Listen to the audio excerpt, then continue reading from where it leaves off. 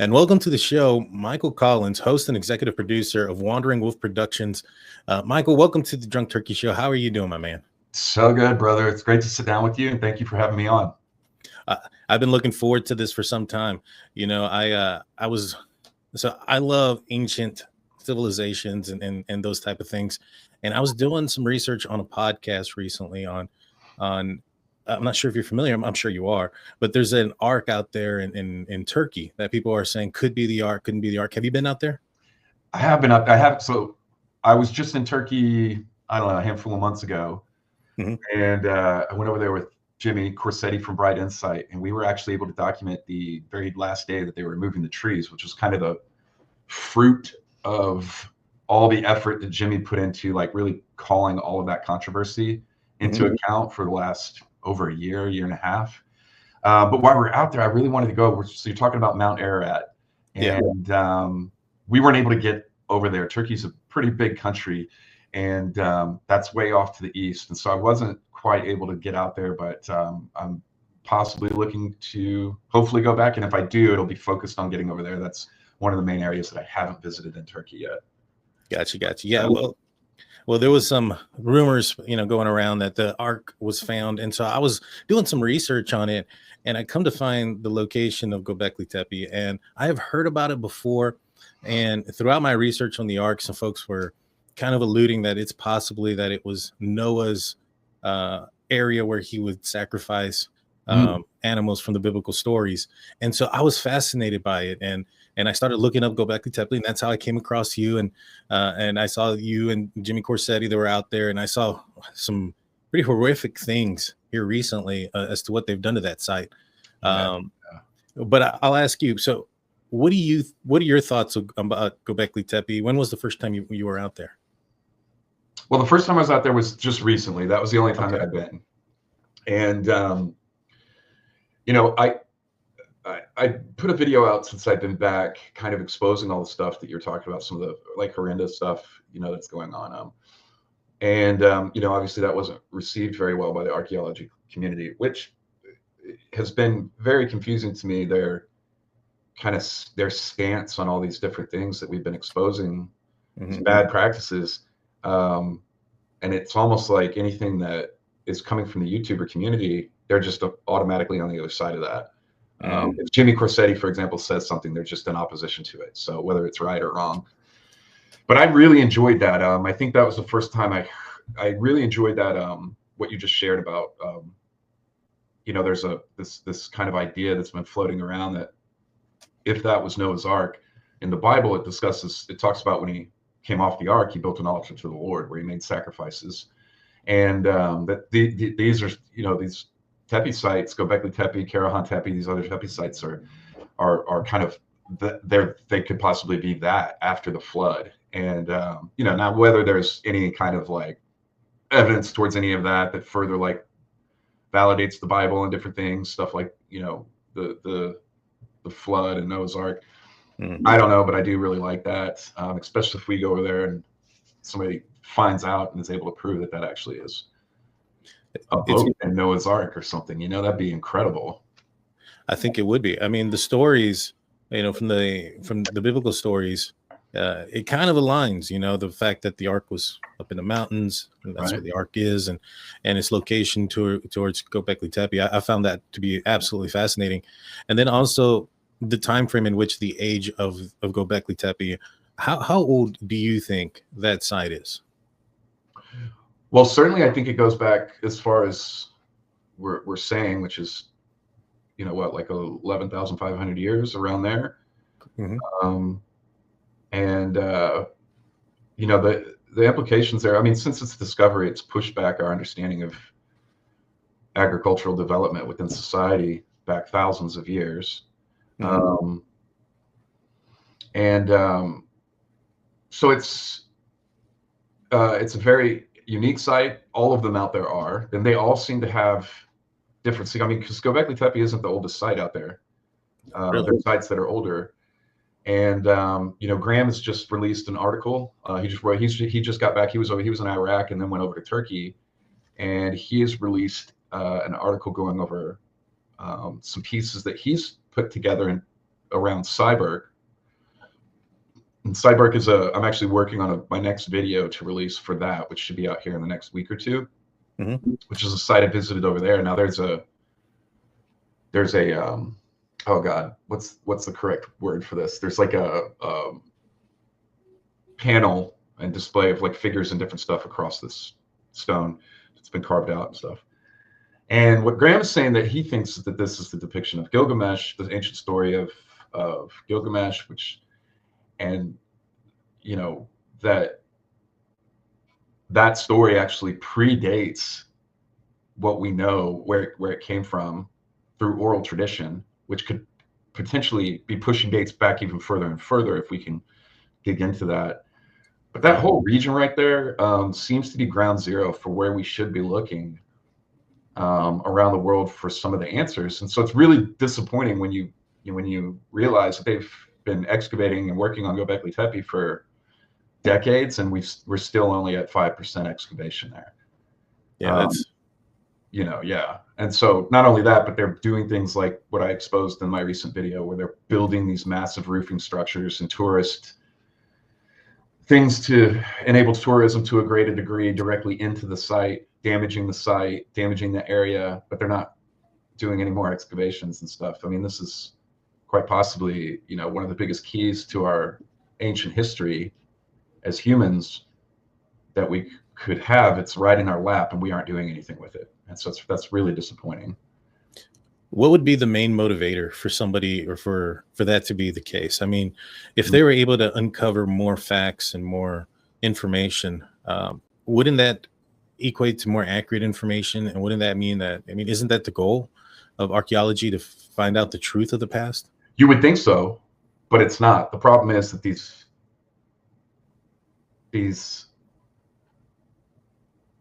fields of study become institutionalized. Mm-hmm. And as the institutions grow, you move from, the pursuit of knowledge to the pursuit of money eventually. Our higher institutions require people going into sometimes lifelong debt just to get through a college degree, hundreds and hundreds of thousands of dollars. And this is ridiculous. And it's institutionalized. The focus becomes money. And then what happens is that, the same thing with these sites happens. And so you have this kind of overlap of, it's archaeological importance, but then what happens is, like a government, for example, like Turkey, they have control of the site. Well, maybe they don't have the resources to either excavate it or develop it for tourism, either way. So the first people to come in are the archaeologists, and then what happens after that, eventually it starts getting enough notoriety that it becomes a tourist destination. Once they see that it's viable in terms of profit, the government, like Turkey, does with like what they did, which was they sold the rights to manage the site off to a company called the Doges Group. So the Doges Group made a $15 million investment, which gave them a 20-year contract to manage that site and develop it. In effect, since the Doges Group started, I think that happened in 2017, if I remember correctly. Once they took over the site, that's the main focus, was developing Göbekli Tepe for tourism and to make money. And all archaeology is in effect basically stopped. So that is now the focus. So, I also just did another video that I released called Archaeology Exposed. Mm-hmm. It's the featured video on my channel right now. And I took this is not something that I was looking to do when I started this. My focus was traveling, sharing places with people, and inspiring people to hopefully go do their own traveling and have their own experiences. But unfortunately, over the last 10 years that I've been doing this, I can't help but have documented all the malpractice that's been going on in the archaeological field when it comes to managing these sites. And that's what I exposed in that video. And it shows clearly in that video, I don't even know how to share with you some of the stuff that I featured in that video. And it's all right there. You're talking about like day laborer crews coming to sites in Cambodia and cutting up ancient blocks, and then just stacking them into a wall where they think they go. Or places like in Lebanon where they just take concrete bags and shove them into places and then sculpt those bags to make it look real and genuine. But Like half the stuff when you go to Mexico, when you go to Teotihuacan, none of that. It's all just concrete. That's a giant concrete pyramid. It's all poured concrete. All of it. Really? All of it's poured concrete. So, you know, it's yeah, you would think that the focus is on uncovering our past, but it's not. And the simple answer is the focus is money. The deeper answer is that when you get into stuff like, especially when you're dealing with countries like maybe, you know, whatever country, there could be things that could be dug up from the past that would very much upset the status quo and the system that's in place in certain countries. Right.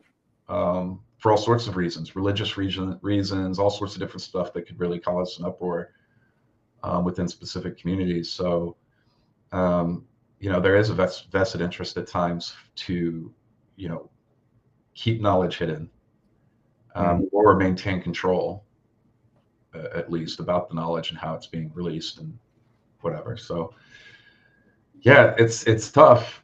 We know that it's there. It's Göbekli Tepe. We know it's there. That's already been excavated. It's already revealed so much, and that's why people are really anxious to continue that process of excavation and reveal more. Yeah. Yeah. Yeah. It's unfortunate that there's such a money issue behind it. You know, to turn it into more of the tourism versus, you know, finding out the, you know, what truly is more out there, and maybe even get a more accurate age to certain things. I think it's unjust. I know that I've seen some of Jimmy Corsetti's videos as well, and he mentioned that I think he was on Rogan at one point mentioning that the excavation was pushed out like for future generations, Yeah. like hundreds of, yeah. That's wild. That's insane to me. And also I've heard the theories that you know, proving something of Christianity in a Turkish land might not go well. And so I completely understand that. Now you mentioned, and this is kind of jumping around a little bit, I apologize for that, but you mentioned that this wasn't why you got into, you know, archaeology and things of that nature. I've gone into your website for those that are looking at it, wanderingwolfproductions.com. It talks about you were in sales and then moved on into archaeology. That's a pretty big difference there. How did that go? And how does that happen?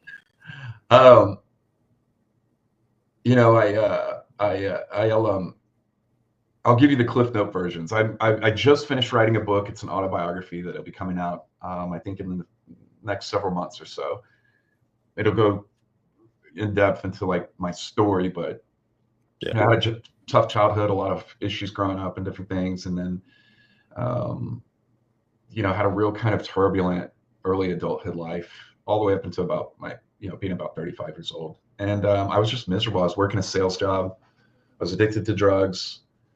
It was just a bad time of me really struggling to find some sense of meaning and passion in my life, some sense of worth, because the money wasn't enough. I was making great money, but that just wasn't enough for me. I needed to feel like I was doing something of value, and the money doesn't give me that sense. It doesn't, you know, fill me up with any of that. And I think I eventually just, you know, kind of had a come to Jesus moment where I really just was like, this is, you know, not sustainable. I made some big decisions in my life. I got sober. I quit my job. I was going to travel for a year, and a year turned into 2 years. And I was like, I better figure out something, you know, like the first place that I ever went to was Sacsayhuaman. And standing there, you know, putting my hands on those stones and being around these massive megaliths, it really just put this idea in my head of like amazement at what people were capable of. And I started really asking myself the question, what I might be capable of if I kept going in this direction, if I stayed sober, if I kept doing something that I enjoyed with my life, if I tried it to do that, what I might be able to do. And I just, you know, I just started recording things. I didn't know what I was doing. I had no experience with anything. And then here we are almost 10 years later from that moment of me quitting that job. And it's gone pretty good. It's gone pretty good, you know? Yeah. I mean, you know, don't get me wrong. There's been times where it's like, what am I doing? Like, I had to just make the decision not to quit because it was like, you know, I was worrying about paying my bills. But, you know, YouTube doesn't really, you got to really hit some upper numbers for YouTube to like be paying your bills and stuff. And I wasn't doing that. And so, I started diversifying and making great connections and friendships, and got into hosting tours, conferences, writing the book with hopes that would, resonate with someone. And then doing the YouTube channel. So I really just started diversifying everything, and that's gone really well. Yeah. Especially over the last couple of years. That's great, man. That's great. It's good to hear. Thank you. Hey, everybody likes a comeback story, and Yeah. it sounds like you had yourself a one that's still in the making. Your journey's still being written. Yeah. So what was the first location that you picked up the camera and recorded? Where did you first record? Sacsayhuaman. Yeah. I was like, I had a GoPro with me, and I said, you know what, I'm just going to record this trip and see what I can do with that. Mm-hmm. I didn't really do anything with it. It wasn't barely usable, but I learned.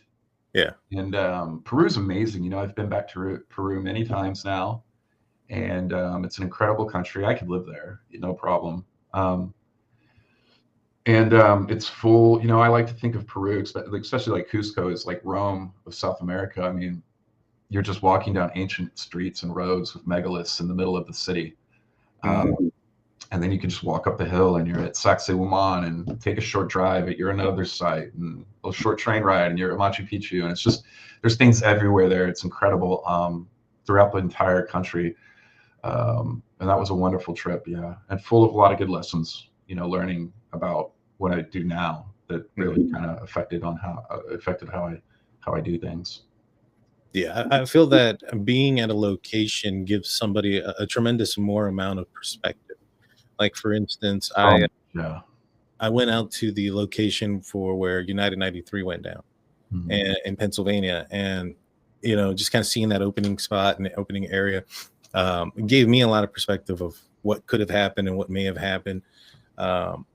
Going out to some of these locations and being there in person, does it come to your mind? I know you say that these are amazing things that people were able to do in time. But does it come to your mind like how they were able to accomplish it? Because I think that's one of life's mysteries, is how some folks that were allegedly very primitive were able to create such amazing, huge, massive art. Yeah, I don't buy the theory that we're on this linear path of progression. That's just ever been going upward. And so the further back in time that you go, the less advanced we are. I just don't think that. I think that there are more ebbs and flows, or ups and downs throughout our history, especially when you start going back tens of thousands of years. And it makes more sense to me, and from what I'm gathering from having visited hundreds and hundreds of sites all over the world, is this feeling of commonality between myths, legend, architecture, culture. There's sharedness and a lot of these things and these features that speak to me as there being something that was, this shared level of technology. And when I say technology, I don't necessarily mean like what we're familiar with. I think that there was an understanding of things like sound and frequency and energy and free energy, and that were being utilized by ancient people in ways that would probably look like magic to us, but was science. And it is science, because there are things that are being done with stuff like that nowadays that are absolutely incredible, like levitation with sound.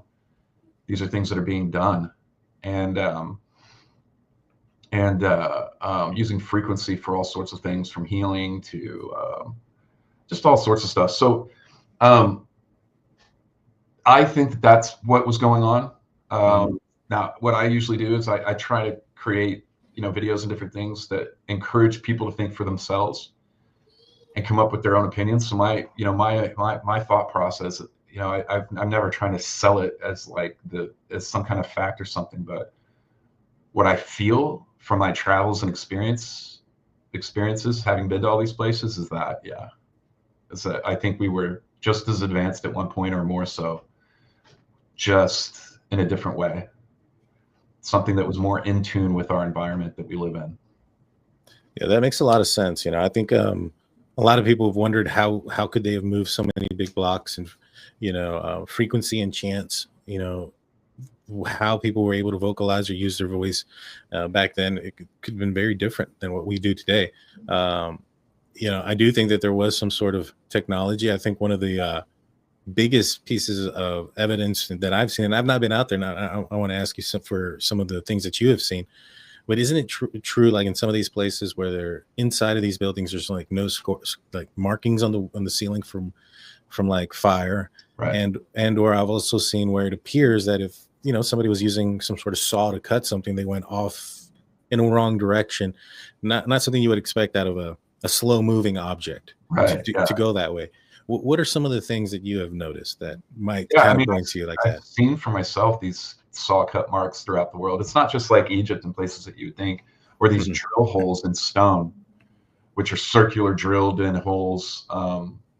There's one that's exposed and like broken off in half, so you can see down the whole thing sideways in Egypt at oh gosh, I'm gonna get it wrong. It was Karnak. I think it was Karnak.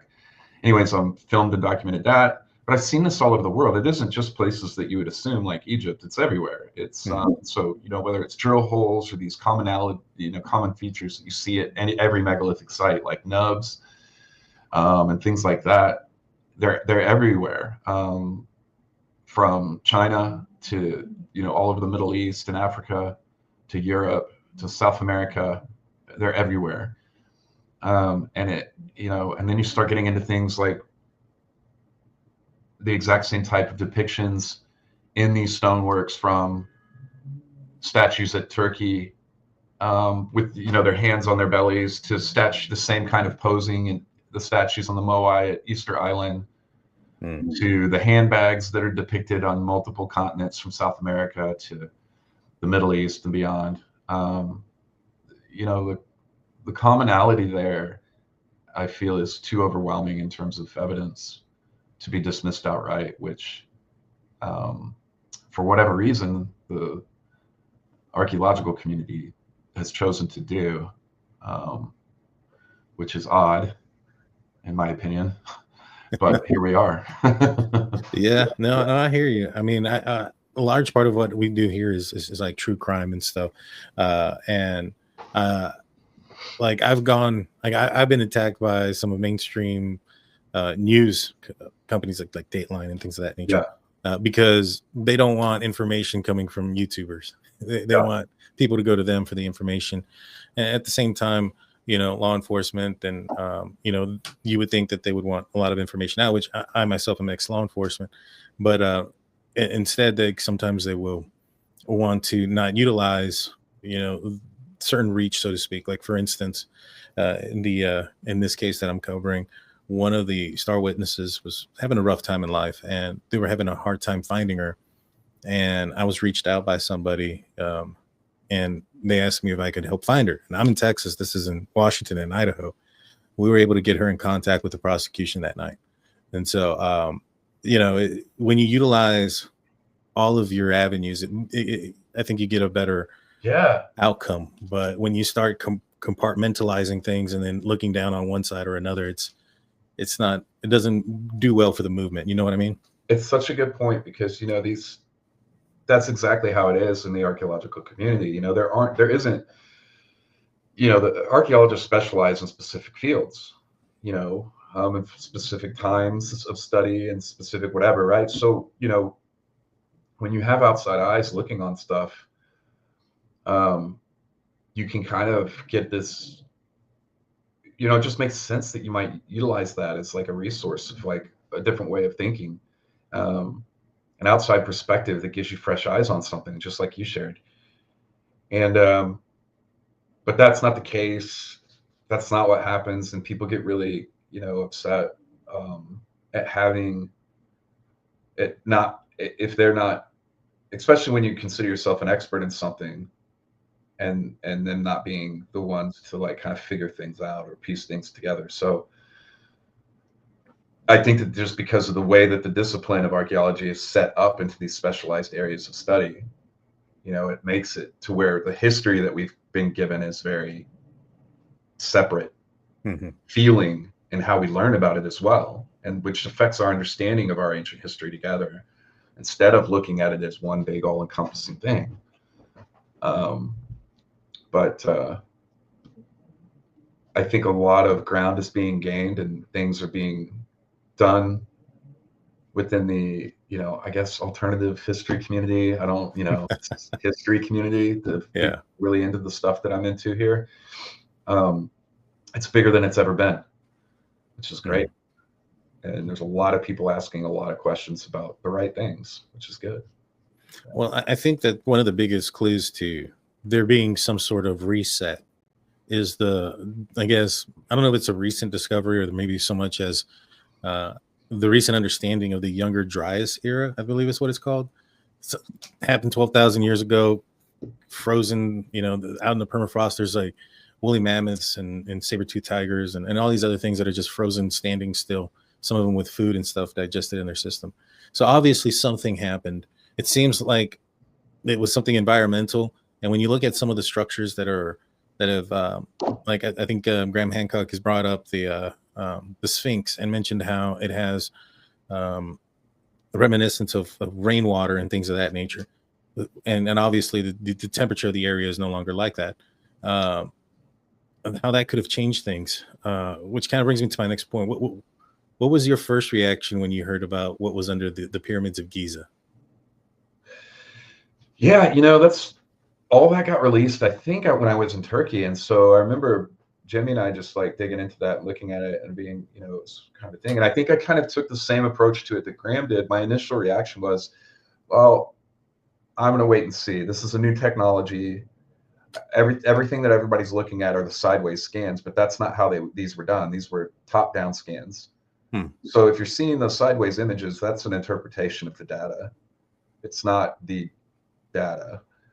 And so, it's I wanted to wait, and I know they just did a big presentation at the Cosmic Summit conference, which was like a week ago, over a week and a half ago.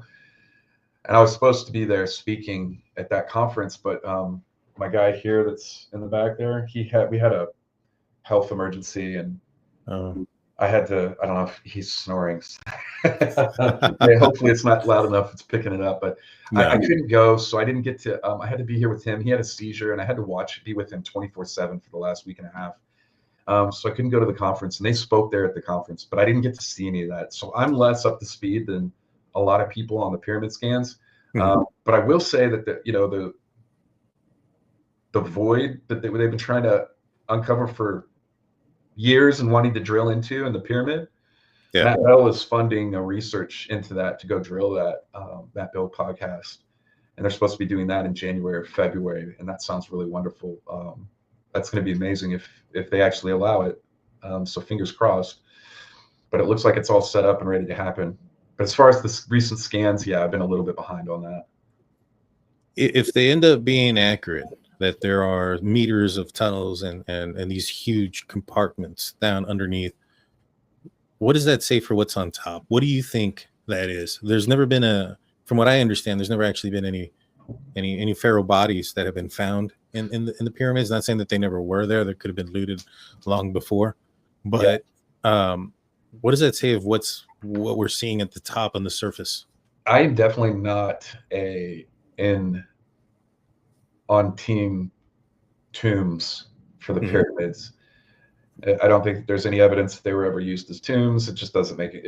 I think that's the least likely scenario for what the tombs were created for. I happen to really there's some great videos out showing the possibility that the pyramids were actually basically power plants, like reactors that were pumping free energy out into the atmosphere, and that the civilization that built these they potentially go back further than we imagined, and they had access to free energy. I really think that holds a lot of water, and it makes a lot of sense when you start getting into understanding our ability to actually pull energy out of straight up of the air. The higher that you go, the more that you're able to produce and pull.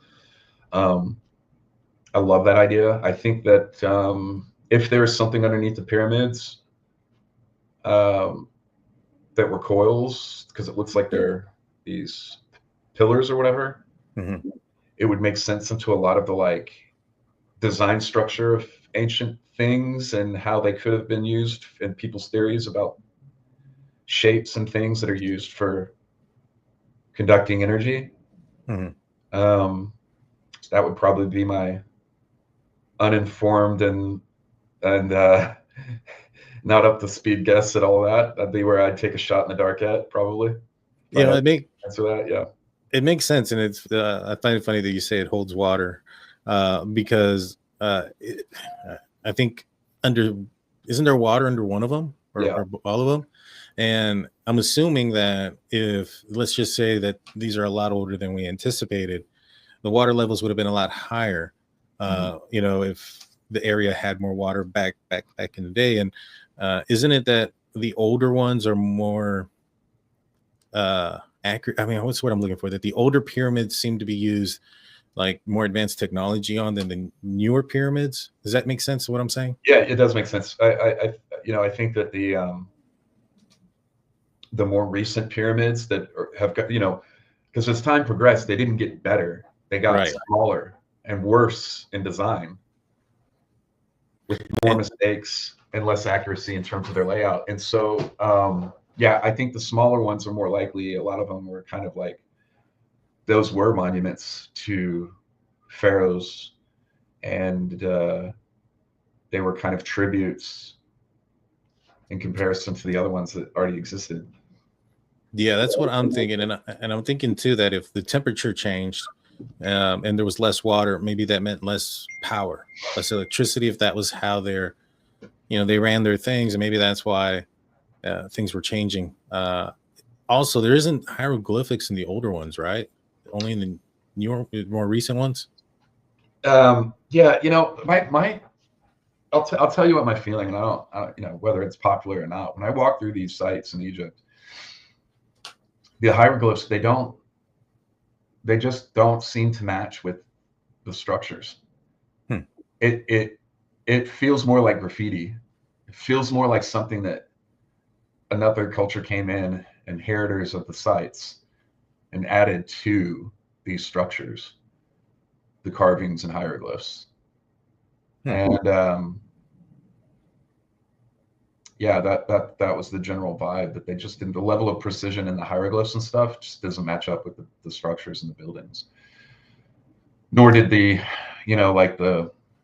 a lot of places where like the writing and stuff just continues on and all the way to the top. It's not like there were like areas that were pre-planned and built in for like a space in this wall to be beautifully designed in such a way that there'd be all these carvings and writings in that space. It's like, no, they just filled in every little spot they could, more like graffiti.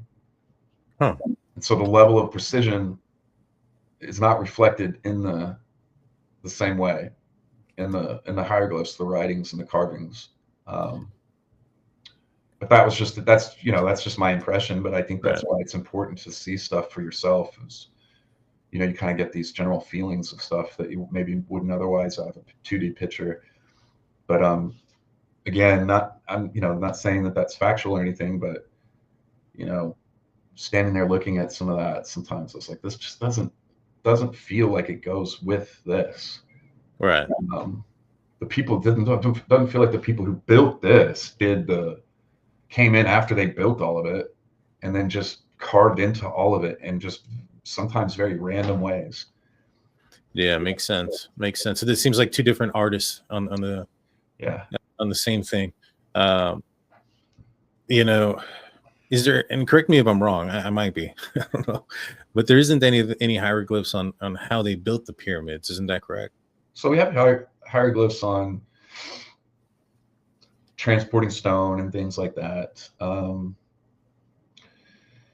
there's depictions of moving blocks on boats, and but some of these, and statues.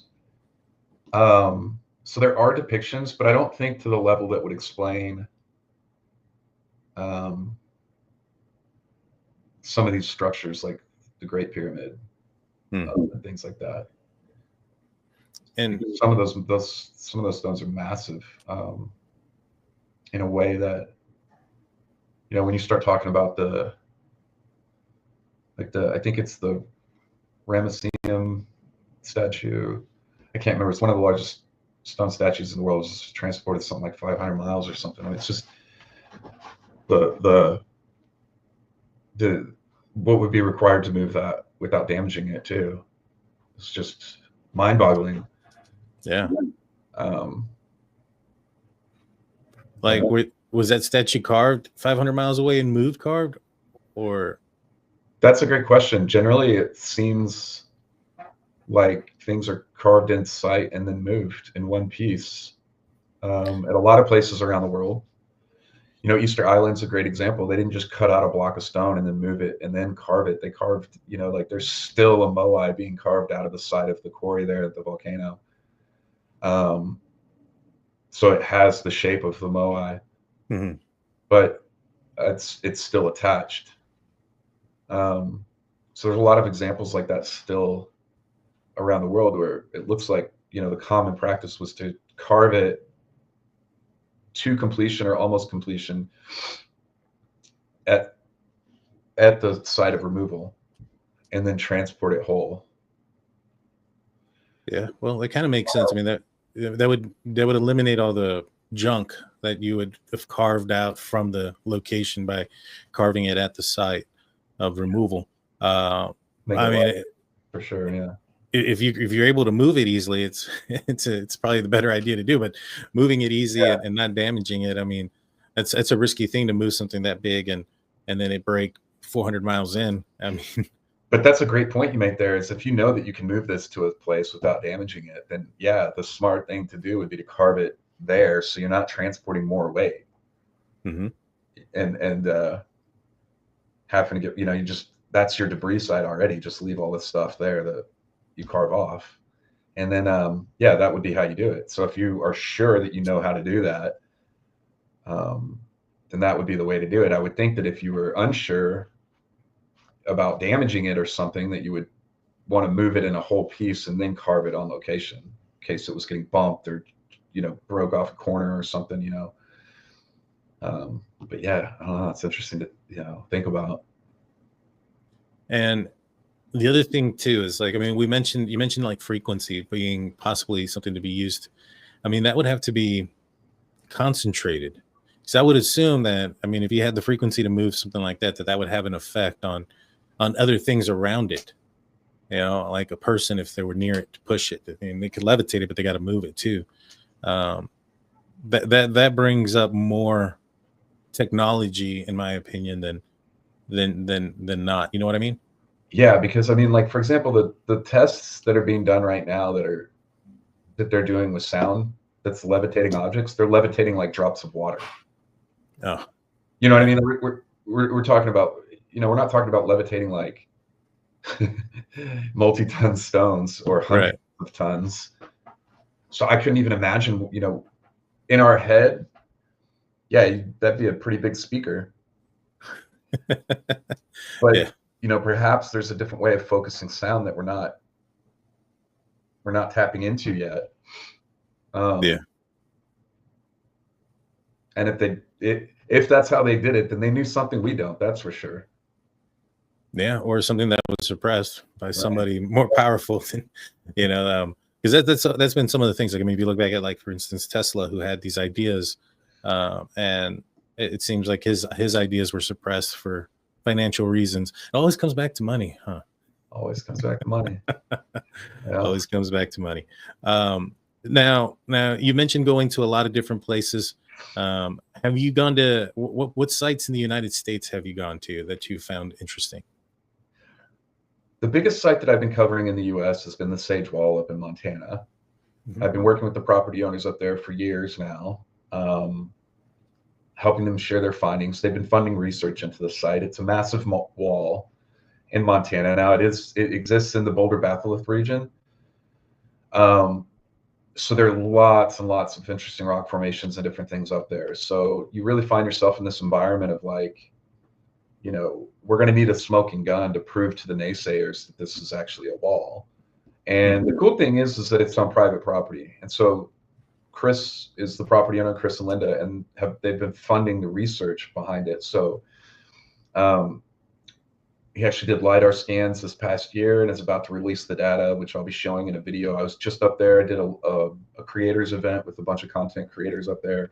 And we'll all be releasing videos pretty soon. We've done ground penetrating radar, analyzed the stone, and I have a video out on that that's explains all that, called The Story of Sage Wall, and it shares all the data up to that point that we had from last year. So that's a good one to get into for anybody that's like interested in that. There's a bunch of unique things going on up there in Montana. I've been to other places, documented things that are like Balanced Rock up on the East Coast, which is clearly, in my opinion, a dolmen. And then documenting places like Chaco Canyon, Blythe and Taglios, which are geoglyphs out in the desert in California. They're these massive geoglyphs that I don't think people are even aware of, that are like thousands of years old. You know, Cahokia.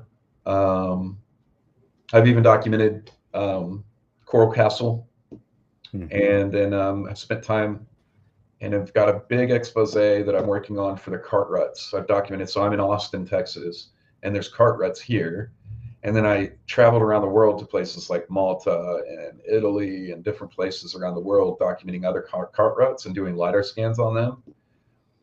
And have started doing comparison work with my friend Sean to break down that data and see if we can compare these cart ruts in America that we find in different places to these other cart ruts. And we've got some interesting findings. I think it's going to be really cool when we share that information.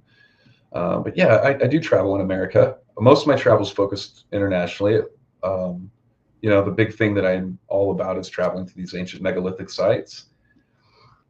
But I still do travel here in the States. Awesome. Yeah. Now with Montana and the wall, if it is a wall that was human-made structure, what do you suppose it is? Like a defense wall, a wall for the side of a pyramid? What are your thoughts? You know, that's really hard to say, because if it is a wall, it's part of a greater structure that's been collapsed and is really damaged. So it's hard to get a sense of what it would be a part of, other than just the standalone feature of the wall. So there's not really any information to kind of, you know, the interesting thing is that there aren't any other walls like this out there anywhere. There's a lot of people say that, you know, I'll occasionally get in comments, oh, there's features like this all over Montana. And it's like, no, there's not. I mean, yeah, there's massive features that are amazing and look crazy, but there's no walls like this that go on for like the length of a football field. And the interesting thing is that on one side, the wall is almost kind of like it's like a narrow passageway, because on the other side is a wall that's collapsed that used to have the shape of a wall, at least partially. So you can't really, it's hard to make that out unless you're spending a lot of time really looking at it. And then you can see how all these collapsed stones fit back up together, and there's little tiny sections. And so, you know, it could have been some kind of road, or almost like a kind of like a drainage thing, water, you know, runoff type of thing. But again, it's just really hard to make any kind of guesses on that, because it's not attached to anything else that we've been able to discern yet. And so it's just this standalone wall, which doesn't make a lot of sense, right? A wall by itself. So I don't think that it was some kind of fortification position. You know, I know that that's a popular theory in the comments on the videos and stuff, but you know, if it was a wall, that backside wouldn't have come up to where it is right now. That's from hundreds or even thousands of years of debris collecting there. But it's an incredibly interesting feature. It's very, you know, walking up to that wall in person, because of where it is in Montana, was really similar to me to walking up to Sacsayhuaman for the first time in Peru. It's just so impressive, and it's so massive. Wow. And what is some of the popular theories as to what it could be if it wasn't a wall? Like, what are some folks saying, that it's just a random normal structure? Is it they're trying to stay out of it? The general kind of dismissal of the site, or the wall specifically, is that it's a volcanic dike. Okay. So, you know, that'd be a place where there's a crack or a fissure in the crust or whatever, and magma slowly builds up through that crust, and then it solidifies and hardens into that shape, and then eventually everything around it kind of erodes and weathers down, exposing, leaving that dike or wall. Now, great idea, great concept. The only problem is that, you know, volcanic dikes, you could just do a quick Google search and look at them. You know, generally they break and kind of form these vertical layers, or at least layers of pushing up a lot of times and stuff. And everything about the Sage Wall there in Montana is horizontal. They're horizontal slabs laid on top of each other, pretty much. And Interesting. So it doesn't have any of the usual telltale signs of a volcanic dike in that regard.